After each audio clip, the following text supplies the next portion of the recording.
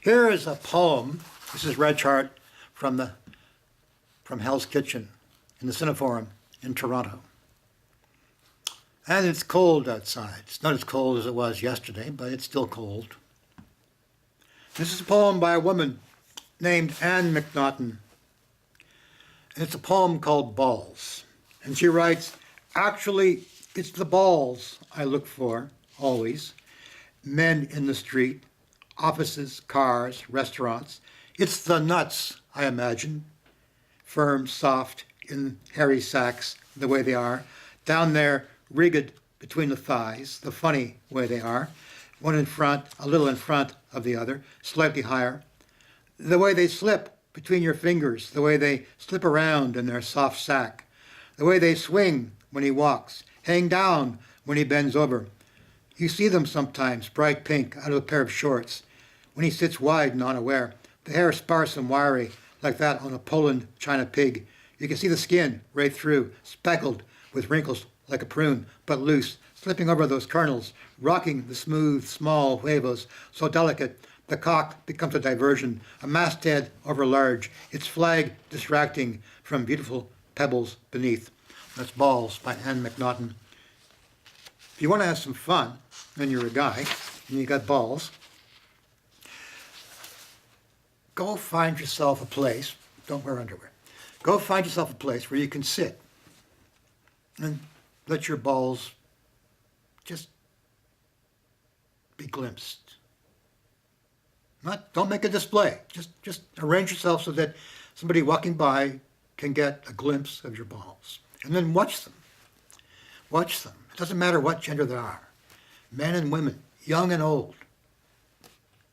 All races will walk by, look down at you, get a look at their little piece of what she's talking about.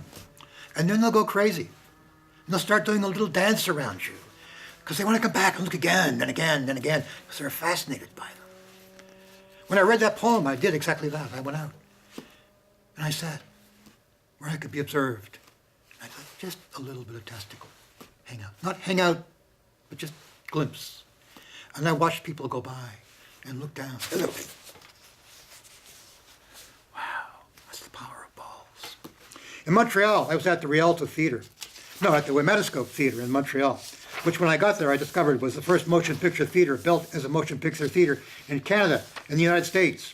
And it had been 1,000 seats. And they'd broken it down into a 50-seat theater, a 500-seat theater, and a 300-seat theater.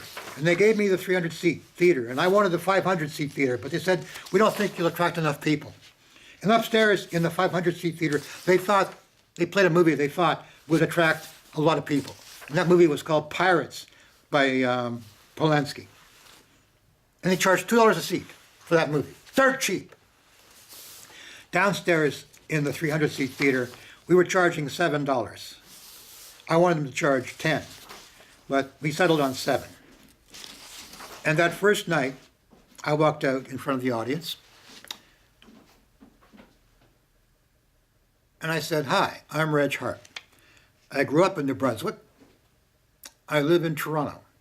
I know you folks in Toronto don't care much for folks in Montreal, don't care much for folks from Toronto. I love Toronto. I only speak one language, English. We don't like it tough." And they leaned back, all 300 of them, and sighed with one voice, and they said, "Ah, an Anglo with balls."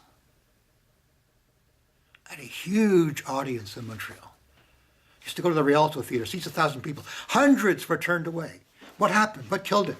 I'll tell you what killed it. Cineplex Odeon, famous players, bought up all the alternate theaters.